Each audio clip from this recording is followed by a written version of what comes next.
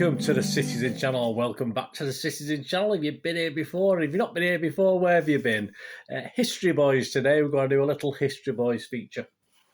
And I'm going to take you back to the 4th of February, 1995. Yes, happy days, 4th of February, 1995. Yes, Brian Horton was in his last season. He didn't know it then, obviously. He was sort of well into his last season at City.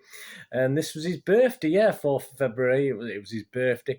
And he took City to the Dell, of course. Southampton was still playing at the Dell at the time. Against a manager who would be taking over very shortly from him, not very long after this, against a guy, of course, called Alan Ball, who was currently the manager of Southampton. Then he won a World Cup, he's a World Cup winner. I don't know if you knew that, that Mr. Alan Ball. So, yeah, quite an interesting game. Obviously, Brian Horton against Alan Ball, Southampton against Manchester City. So we're going to have a look at that today. In and around that time, what was happening then? What was happening in 1995? If you're too young to remember, you might be interested. If you're as old as me, you might sort of get your old brain cells and memory cells re-going, so you remember these things. Personally, I'd actually left a job. I was actually 3 months away from owning a small video shop in Manchester, and obviously I opened that in May 1995, and obviously DVDs were still over a couple of years away, so obviously, and they didn't really take off for 3 or 4 years, so obviously it was all videos, obviously VHS videos. Betamax had been well in the past, they'd been well defeated before that, so I was 3 months away from owning that. I was probably doing some preliminary work in February, so I probably finished my last job. I was actually doing some stuff preparing for this, to be honest with you. We're being looked after. The nanny state was looking after us. You remember the old plugs, and you had to put your old wiring in and know that I can't remember the blue. I think the blue went left and the red or brown went right. I always did the opposite of Tory and Labour. Or blue obviously doesn't go to the right; it went to the left. So you had to buy your own plugs. But obviously from February 1995, it was mandatory for all electrical appliances to be supplied with a fused pre-wired plug. So they're already obviously the sort of where they're set in rather than having to do it yourself. So that was sort of the law then. So they were looking after us, didn't want us to get electrocuted or anything like that, especially if I was doing it. Talking electrical, used to be a big giant chain, Rumbelows it was called, did all electrical appliances. And they closed all of their 311 stores just a few days after this game. Fans of Brookside, if you're into Brookside at the time, I think I was. It aired its most popular episode ever, the most watched episode of Brookside, aired in early February, where the body of a Trevor Jordash, remember him, was found under the patio. There you go. It's great stuff in Brookside, of course, at those days. And a court case, an interesting court case, was being filmed in America and being picked up by the BBC over here. And of course, it was just 2 weeks into the trial of a certain O.J. Simpson, who obviously the trial would last for another 8 months or so. But obviously, that's transfixed everyone, not just in the US but around the world. Music-wise, Celine Dion was doing very, very well. She was beginning a 7-week run at #1 with Think Twice, and her album, The Colour of My Love, was spending its second week of 6 as the UK's #1 album. So Celine Dion was the B's and E's in those days. At the cinema, Batman Forever and Star Trek Generations were packing them in that year. And if you stuck a quid under your mattress, it surprised me this. I mean, we're going back, 27 years? If you stuck a quid under your mattress, it would be worth just £1.67 today. So it won't be worth very much at all, would it? Man, just spent it, same messing about. Right, back to football, guys. Hope you enjoyed that little look at 1995. FA Carling Premiership, programme notes of this Southampton City game. Ball talks of welcoming his friend and chairman of Manchester City, Francis Lee. Big mates, of course. I wonder if Franny had already sounded him out by then about coming over to Main Road. Possibly, probably. You never know. Southampton were just one place below us in the league. City in 15th spot, so we were obviously sat in 14th, and they were 2 points behind. We both played 25 games. And the league was led by Blackburn, who were led by 5 points from a certain team from across the road, United, at that stage. Southampton had drawn the last 5 games, including a draw with United in their very last home game of 1994 on the 31st of December 1994. And City, yeah, we've been gradually, after an okay start, it wasn't brilliant that season, we were gradually dropping down the league after drawing 3 and losing 5 of the previous 8 games before this Southampton game. And of course, when we played on November the 5th, there was fireworks. It was a cracking game. Yeah, it finished 3-3, the meeting at Main Road, City 3, Southampton 3. The first meeting between the clubs, obviously, in the league on November the 5th. And again, in this game, there wouldn't be much between the teams. And a crowd of 14,902. Yeah, it's about just a little bit above Southampton's average. It was about 14,500, so a little bit more. Was at the Dell to see the City take on the Saints, and the lineups that day. Yes, Southampton, interesting. Bruce Grobbler was in goal. Yeah, you go. I just, I didn't. You forget these things. I mean, obviously, I know Bruce Grobbler with Liverpool, but I didn't know he had a stint at Southampton afterwards as well. Jeff Kenner, Simon Charlton, Francis Benali, Jim McGilton, Richard Hall, Matt Letizia, Jason Dodd, Neil Shipley, Neil Madison, Neil Heaney. A lot of Neils up front for Southampton. The subs that day who weren't used were Tommy Widrington, David Hughes, and David Besson, of course, the keeper. City's scene that day, that's more interest to us, isn't it?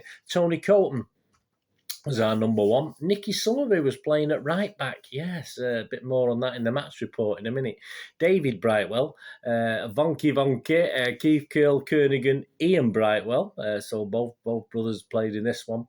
Walshy, Rossler, Flitcroft, and Beagrie. And the subs were used. Dibble was used. He actually came on at half time because of a problem with Colton. So Dibble was used on 45 minutes. And a certain Gaudino, remember Gaudino? I think there'll be an image of him popping up somewhere in this vlog, in this match report. Gaudino came on as well, and Mr. Quinn was also another substitute that was unused. And the headlines read, well, Horton's Delight. You see what they've done there? Very, very clever. They've not got any better, have they, over the years? Flitton Well. Okay. City's Colton Reels. Colton Reels. Colton's Dell of a Blow. There you go. I mean, the old headline writers haven't improved over time, have they? Let's be honest about it. And the final score, of course, was Southampton 2, Manchester City 2. So we're going to go over to Paul Hince's match report. Obviously, it's always good to go over to Paul. I've got 4 or 5 match reports here, but I always like to read through Paul Hince's. So we'll go over to the Manchester Evening News and Paul Hince's match report of the game. So here we go. Who else but Madcap Manchester City would celebrate their manager's birthday by scoring all 4 goals and end up with only 1 point? There you go. So we scored 4 and drew the game. That's not too bad, is it? Blues boss Horton chalked up his 46th birthday on Saturday, but he must have felt more like 96 after watching his side's Looney Tunes display at the Dell. Horton's preparations were meticulous, with skipper Curl responding magnificently to his manager's instructions to snap the shackles on Saints playmaker Matt Letizia. But what no amount of pre-match planning could legislate for was that Horton's keeper would throw a harmless cross over his own goal line, or that his right back would smash a volley into the roof of his own net. That's some going even by City's eccentric standards. Little wonder that the baffled Horton looked as though he didn't know whether to laugh or cry as he toasted his birthday with a glass of lager in the after-match press conference. Horton's plan to recall Alan Kernigan as the extra defender to allow Curl to shadow danger man Letizia seemed to be working a treat in the opening 25 minutes. City's captain scarcely gave the England star a sniff of the ball. The Blues had posed the biggest threats, with Uwe Rossler robbed by Richard Hall just as he was about to let fly, and the massively improved Kernigan sending the crowd behind Bruce Grobbler's goal, diving for cover with 2 long-range screamers. Blunder, but then City's suicidal tendencies surfaced with amazing blunder from keeper Tony Colton. He may have been right in claiming that Simon Charlton's left-wing cross swung out of play and back in again before reaching him at the near post, but TC is experienced enough to know that you clear your lines first and argue later. What he did instead was to make a half-hearted attempt to catch the cross and pay a ghastly price as the ball squirmed through his fingers before dropping over the line. It wasn't very good.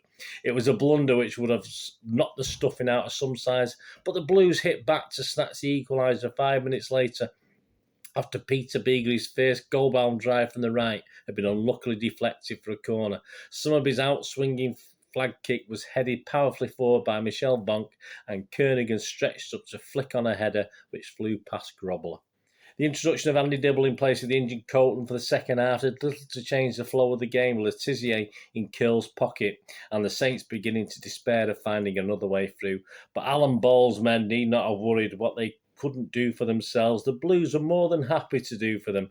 There was never a hint of a goal when Letizier tried his luck on the hour with a softly struck side foot aimed towards the near post. Young Nick Summerby, who had another terrific match at right back, good job really, wasn't it? Could quite safely have let the ball hit him. Instead, he went for a spectacular with an extravagant right foot volley, and the ball flew into his net. The Saints must have thought they were destined to take all 3 points when Rossler burst through 5 minutes from time. He lashed onto a shot which had goal written all over it until Grobbler somehow stuck out a hand to divert the ball to safety. But there was still a sting to come in the tail of this crazy but enjoyable match for everyone, with the possible exception of birthday boy Horton. There were only 2 minutes left on the clock when Beagley flung over a 60-yard cross from the left. Rossler sought to nod and the ball into the path of Gary Flitcroft, who scored with a thunderbolt shot. Well done, Gary.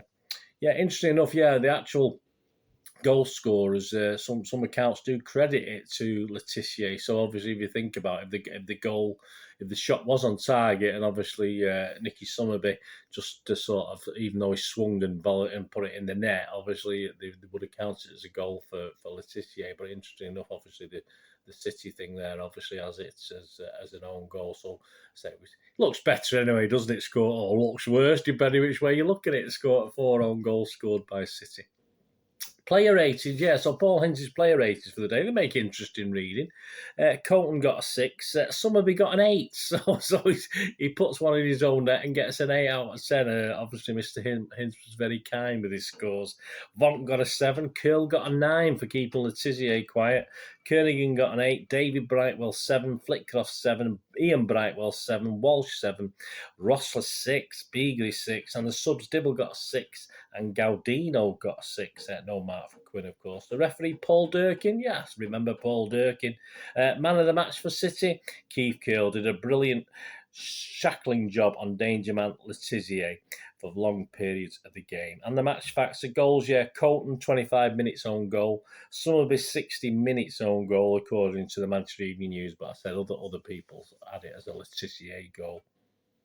Kernaghan 30 minutes and Flitcroft 86 minutes for City. Yeah, and as for Mr. Brian Horton, what did he actually think of the game? What were his comments at the end of the match of the 4 goals City scored? There you go. Brian Horton's view in the Manchester Evening News. The 2 own goals conceded were the most bizarre I've seen in a long time, he said. Even the Southampton stewards on the far side said that Charlton's cross has swung out of play, which is why Colton wasn't really bothered about catching the ball. I thought Summerby did ever so well throughout the game, but Letizier would never have scored if Nick hadn't attempted to volley away his shot. Curl did a terrific marking job on Letizier, although he probably doesn't enjoy having to play a role like that. I cannot be too unhappy with the point when you consider that we have come back to equalise twice away from home. A lot of teams are bunching up together, and it was important that we got something out of the game. When you look back at the incidents and the crazy goals, it was certainly a birthday I'm not going to forget in a hurry. So there you go. Thanks to Paul Hinz and the articles there in the Manchester Evening News. Southampton would actually go on a good run after this. Yeah, Mr. Alan Ball did quite well with them, and they finished comfortably in 10th position by the end of the season. They amassed 24 points from the final 16 games, so that wasn't too bad at all. Unfortunately, City didn't quite do as well. We would collect 17 points from the final 16 games, so just over a point, but we had collected enough in the early part of the season to make sure that we're always looking over our shoulder, but relegation had never really been a big threat to us that season. Very unlikely. But of course, we would finish not convincing 17th, which was enough to see Mr. Brian Horton sacked literally 2 days after the final game of the season. And I did mention before, didn't I, Blackburn were leading the table at the time. And yes, and they carried on leading the table and would win by just 1 point from United in the end. Obviously, their first Premier League first title win for Blackburn Rovers for 80 odd years, I think it was. But obviously the one and only Premier title for Blackburn. Of course, well, Chairman Lee, big busy mate of Alan Ball, would bring, of course, Alan Ball over to City for the start of the 95-96 season. And Alan Ball, yes, he was a World Cup winner. Did I tell you that? I'm not sure if you knew that. I'm not. I've just had to tell you. Of course, Alan Ball would succeed. Of course, he would in getting us relegated. But that's another story, guys, isn't it? Hope you enjoyed this anyway. Hope you enjoyed this little History Boys feature as we look back at February the 4th, 1995, Carling Premiership match-up between Southampton and City, which ended Southampton 2, Manchester City 2. Thanks for watching. Let me know in the comments. Were you there? Were you there that day? Let me know. Let me know what your memories are of that. It'd be great to hear from you. I know a lot of you. I do get a lot of people saying, "Oh, I was there. I did this, did that, etc." Let me know if you remember. Remember them goals as well. I've not actually checked on YouTube. The highlights are still there, but I'll have a look round and see if they are. But quite interesting. Just let me know your thoughts. Let me know your comments. Thanks for watching, guys. We're going to do the rest of the day. Have a great one. Catch yourselves, catch your friends, catch your families. More importantly, let's all look after each other. So we'll meet here again on the Citizen channel. I only ask one thing, don't I? Please stay safe, Blues. Come on, City. Thanks for watching. Bye for now.